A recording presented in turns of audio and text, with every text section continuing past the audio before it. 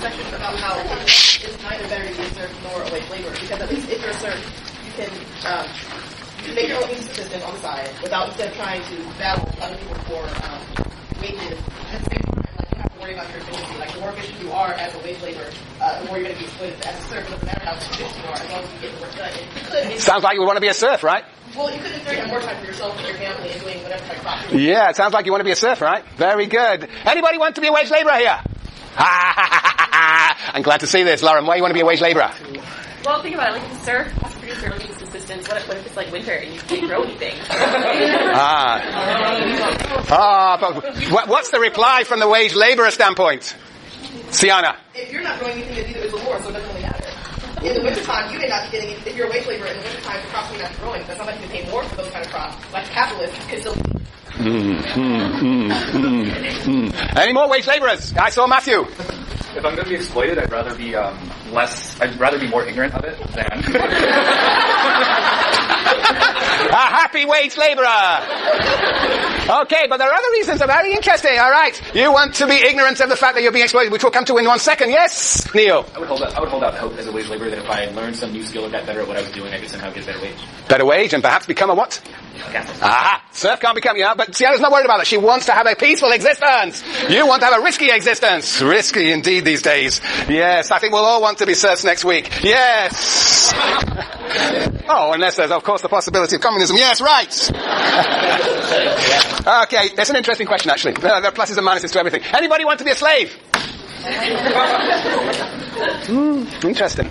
Chelsea? Just to throw it out there. Theoretically, to be a slave could be the best because in being physically enslaved, you are able to exercise theoretical freedom the most, whereas like a wage laborer has freedom, but they are the most of the slave. What's the freedom that the slave has? In a sense, freedom's not the right word, but what's the leverage, the power of the slave? See, I bought you, I've invested in you, and now, I got a lot of power because if I decide not to work, the investment has gone for naught. But then you're subject to a lot of coercion. The whip, yeah. I don't know.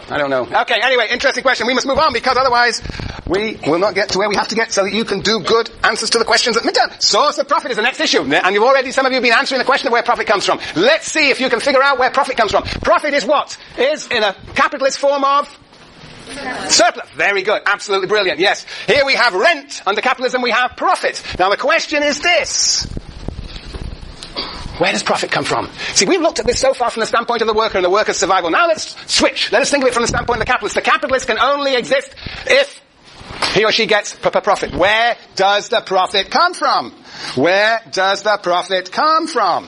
It seems all very fair, doesn't it? The wage laborer sells his or her labor power for a wage. Fair exchange. What it takes to produce the labor power is indeed what the worker gets in return, in the wage. There's no exploitation at all. Fair exchange. Wage for labor power. Boom, boom. Where does the surplus come from? Where does the surplus come from? Where does profit come from? That is the magical question. You see, here we have surplus is clear and transparent. Where does it come from? Under capitalism, Christy. The surplus comes from what's left over from paying the wage laborer just enough to keep themselves in shape. What's left over? What's left over? Yes, what's left over after the capitalist has paid the workers their wage? Any more renditions? Yes. I'm probably get this wrong, but you look like Monica. Yeah. Oh! By selling more cheaply than the other capitalists? By selling more cheaply than the other capitalists. That's probably how you get an extra profit. But let's see how you get the normal profit. Hold on. That becomes an issue. Yes, Greg? After paying all the costs of production, and then you're paying the labor power, and then the labor power that pays the amount to create the commodity, then the capitalist will sell it depending on how much it is doubled out of the commodity, they'll sell it, and then it'll cost $8, and then they'll sell the commodity for $10, and then that. Well, it sounds like the surplus comes from the market, from selling something at a higher price than you're buying it. But is that Marx's answer? That's what it looks like. Josephine? I think it comes from, if I were a laborer, I'm working extra time in order for someone to make profit. So doesn't it come from the actual, from my time? From the labor activity. Very good. Yes, all these are good answers, Juliana. Marx talks about in the exchange, there's also this exchange of what we call reproductive, the reproductive creative labor power that's being added to the capitalist profit and wage labor on page 209. Oh, okay, I love page numbers. Page 209. Everybody must turn to this and underline it in blue and red. This is universal, joint Republican and Democratic passage. This is the essence of capitalism. Okay, it's the third paragraph. Yeah, I was just trying to let us. Right? Letters. Okay, let us take. No, where are you? Letters. I'm on the worker. Oh, okay, the second. The worker receives means. All right, everybody there? Yes. Where's Luma? Luma, are you here with us? Oh, I didn't see you. Oh. See, okay, right, not here. Very good. Noted. Very good, yes. Read it out, Juliana, loud and clear, so that Kate can hear it. The worker receives means of subsistence in exchange for his labor power. Means of exchange in exchange for labor power. Mm-hmm. But the capitalist receives in exchange for his means of subsistence labor the productive activity of the worker, the creative power whereby the worker not only replaces what he consumes, but gives to the accumulated labor a greater value than it previously possessed.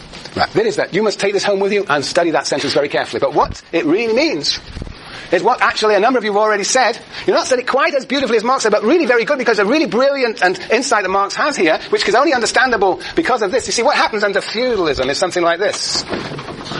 Necessary, surplus labor, and we can see the difference here between the two. Right?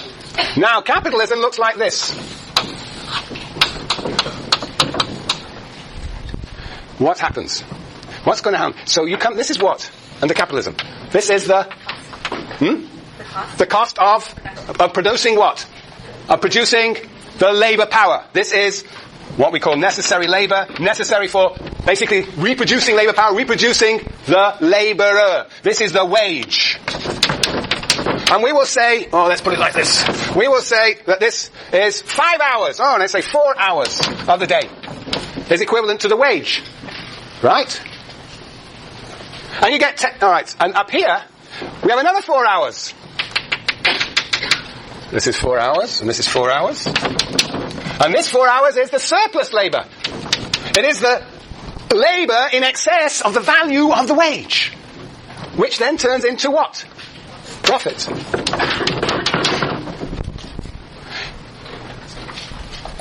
That is what Marx is saying. He says basically the worker receives a wage that is necessary for subsistence existence of the family.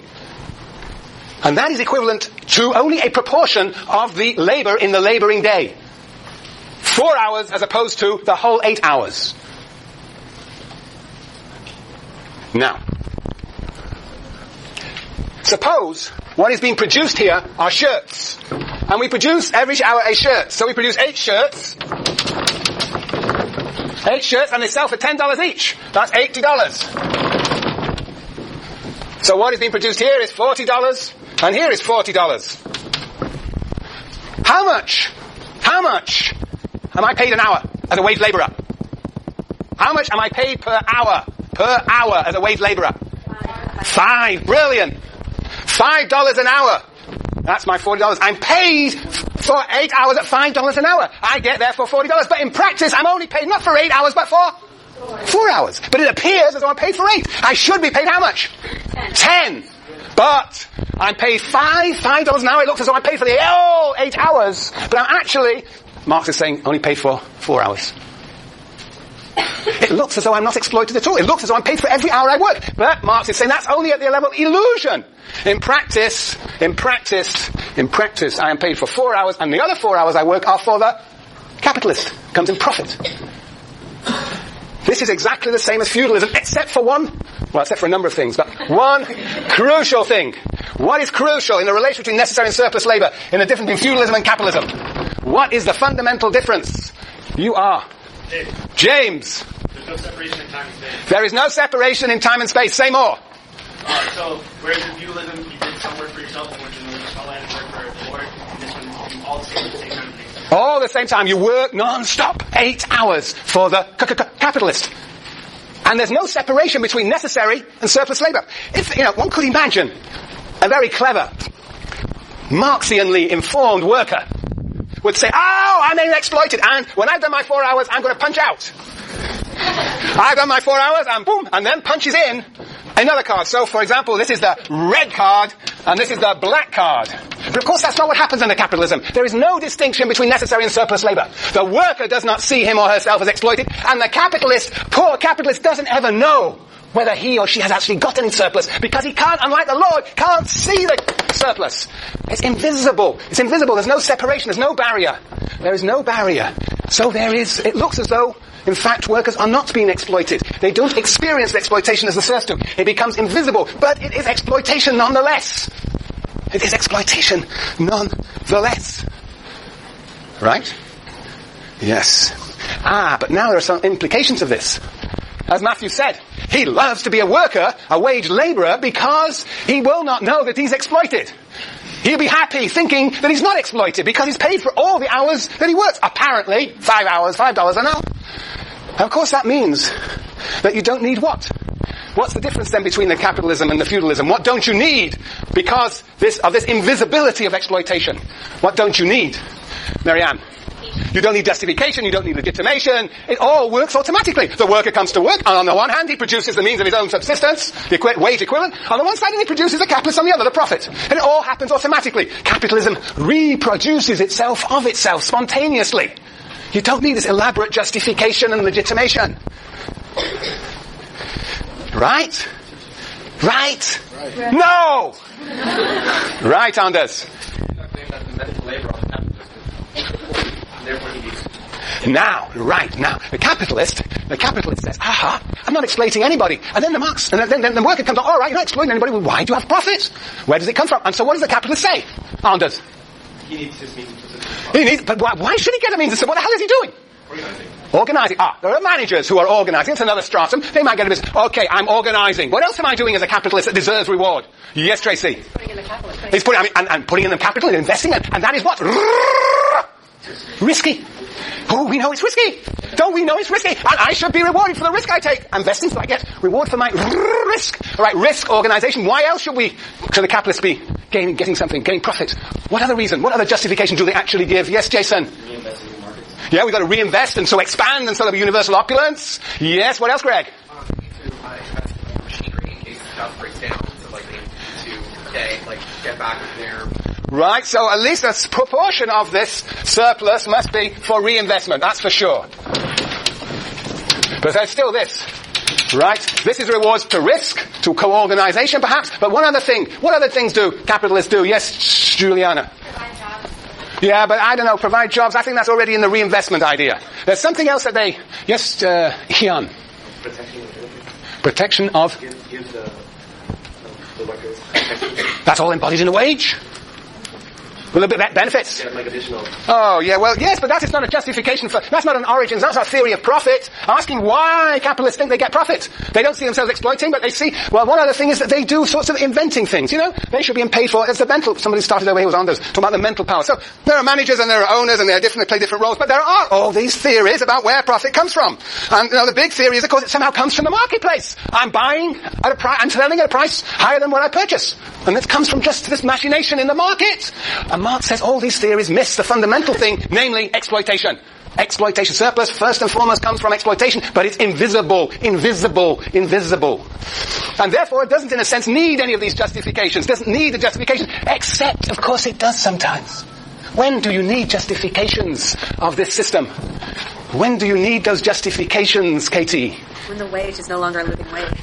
Well, yes, and that's an interesting one. Indeed, and there are many places in the world where actually workers do not even receive a living wage, cannot survive, and it is almost barbaric and unhuman of capitalists too. Then they have to justify it. But no, there are even more. Yes, Felipe. Neil. Yes, laying people off, but yes, interesting, laying people off. Yes. Yeah, I'm not sure. Laying people off. That's a possibility. Rosa.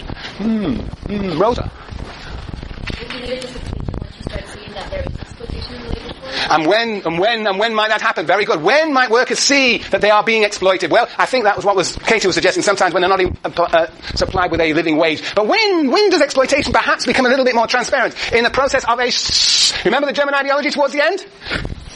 What happens? When do workers see the world the way that Marx sees the world? Alex.